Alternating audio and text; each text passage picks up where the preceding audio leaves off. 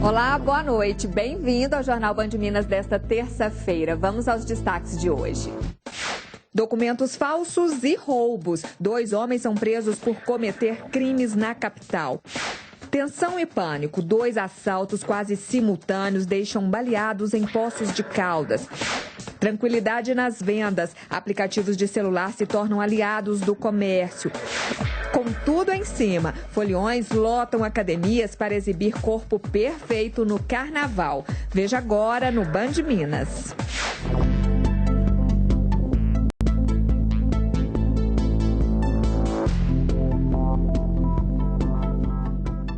Está preso um homem suspeito de aplicar golpes em lojas, tentar financiar um veículo em uma concessionária com documentos falsos e ainda furtar uma moto no mesmo local. E a polícia também prendeu um jovem que teria roubado uma moto perto de um shopping na região noroeste da capital e confessado o crime. Sidney Luiz da Silva, de 36 anos, é, segundo a polícia, suspeito de aplicar vários golpes em lojas de Belo Horizonte e região metropolitana. A partir da descoberta da identidade falsa, a equipe foi até a residência do indivíduo suspeito e localizou mais 6 identidades falsas, carteira de habilitação, carnê de financiamento, enfim, um monte de documento falsificado utilizado para a prática de golpe. O suspeito começou a ser investigado ao tentar comprar um carro em uma concessionária apresentando documentos falsos. Neste dia, ele fez um cadastro e foi embora aguardando o retorno para aprovação da compra. Mas o comportamento dele chamou a atenção dos funcionários. O pessoal da agência desconfiou que pudesse ter alguma coisa de errado, porque ao apresentar a documentação, ele observava muito a agência, a câmera, essas coisas. Na mesma noite que ele havia ido lá durante o dia, uma moto foi subtraída, com as imagens ali. No mesmo dia, a loja foi vítima de um furto. As imagens mostram 2 rapazes entrando no local e levando uma moto. Os funcionários suspeitaram que o homem de boné e camisa de manga seria Sidney e então acionaram a polícia. A pedido da polícia, os funcionários da concessionária marcaram uma nova data para Sidney voltar à loja e concretizar o financiamento de um veículo avaliado em R$35 mil. O suspeito foi preso em flagrante por apresentar documentação falsa. Na casa dele, a polícia descobriu que ele utilizava pelo menos 7 documentos falsos. Os policiais também localizaram carnês de uma loja de eletrodomésticos e até o financiamento de um outro veículo. Preso, o suspeito disse que comprava os documentos na Praça 7. Na mesma delegacia, um outro caso chamou a atenção da polícia após um homem registrar uma ocorrência de roubo de uma moto nas proximidades de um shopping na capital. Após alguns dias de investigação, os policiais prenderam Jean-Louis de Fiuza, de 18 anos. Nós checamos os registros, verificamos o nome do proprietário da motocicleta e o endereço.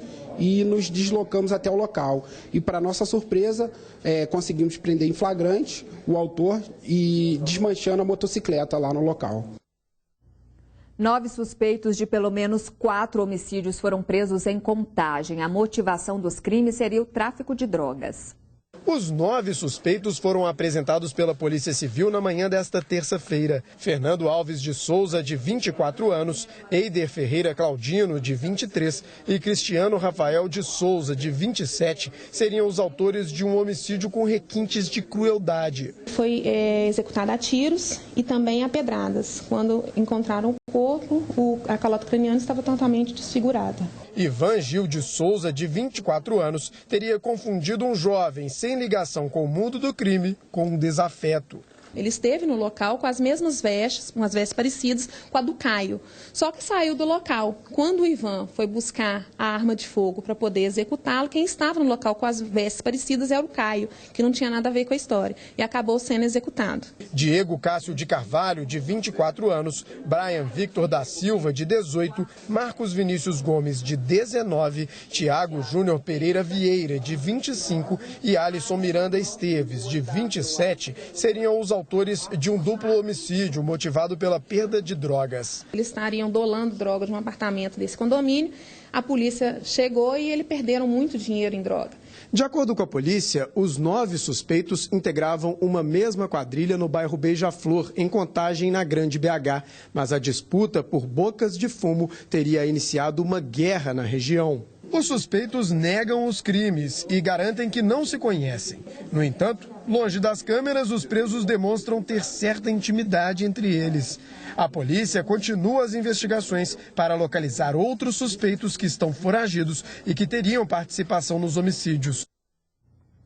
2 assaltos quase simultâneos assustaram quem passava e trabalhava no centro de Poços de Caldas, no sul de Minas. Os assaltos quase simultâneos terminaram com 2 pessoas baleadas.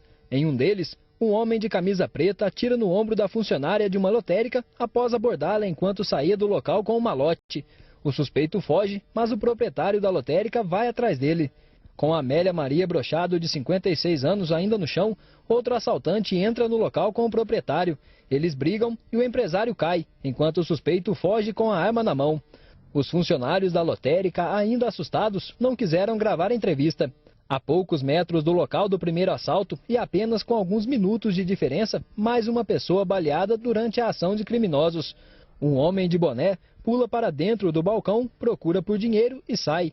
Em seguida, o suspeito vai para o fundo da financeira e encontra o filho da dona do estabelecimento. Eles brigam e o homem dispara, atingindo Otávio Blasi, de 27 anos, no ombro. As 2 vítimas foram encaminhadas para a Santa Casa de Poços de Caldas. Segundo a assessoria do hospital, Amélia Maria Brochado deve ser liberada ainda nesta terça-feira. Já Otávio Blasi permanece no centro de terapia intensiva e segue com a bala alojada próxima à coluna. Ele aguarda a decisão de uma junta médica que irá apontar qual procedimento deverá ser adotado. Ainda segundo o hospital, ele não corre risco de morte. Apesar da proximidade dos crimes e da semelhança das ações, a polícia acredita que não tenham sido praticadas pelas mesmas pessoas, mas não descarta que um mesmo grupo possa ser o responsável pelos 2 assaltos. A princípio nós não temos essa informação, se estão ligados, né? Através da investigação da Polícia Civil a gente vai chegar nesse contexto aí.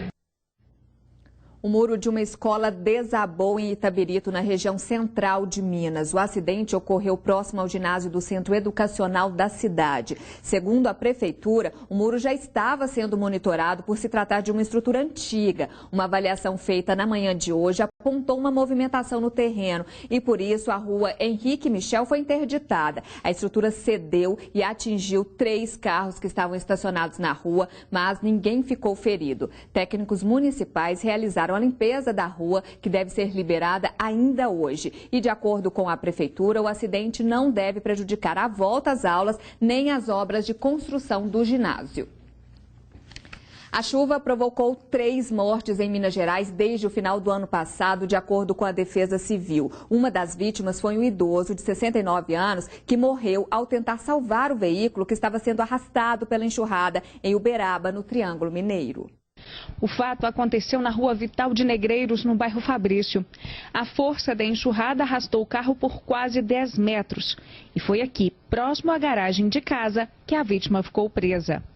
Por volta das 2 horas da tarde, chovia forte. Uma grande enxurrada se formou aqui na porta da casa do senhor José Carvalho, que tem 69 anos. Quando ele chegou aqui no portão, ele viu o seu carro sendo arrastado. Ele então correu para tentar salvar o veículo, mas escorregou e foi parar embaixo do carro.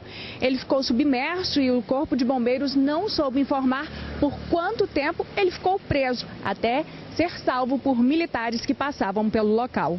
Ao chegarmos no local, encontramos algumas pessoas, inclusive até militares também de folga e militares de serviço aqui no local. Já haviam retirado esse senhor debaixo do veículo, então começamos a fazer uma ressuscitação justamente porque houve uma parada cardiorrespiratória. Paulo Leal, vizinho da vítima, foi um dos primeiros a prestar socorro. Quando a esposa dele nos chamou, eu achei que era para retirada do veículo. Porém, quando eu cheguei aqui, mas meu filho, ele estava embaixo do veículo, entendeu? Em menos de 1 hora choveu o esperado para 3 dias. Foram 44 milímetros de chuva, de acordo com a climatologista Wanda Prata. Pelo levantamento do comandante do Corpo de Bombeiros, não houve o registro de outras ocorrências. Ele orienta que em casos como este, o principal é se manter seguro. O que deve ser feito é se localizar em abrigo seguro, e não tentar salvar esses bens materiais. A seguir tem futebol aqui no Band Minas. E ainda, saiba como os celulares se tornaram aliados do comércio. Agora 7h01, a gente volta já.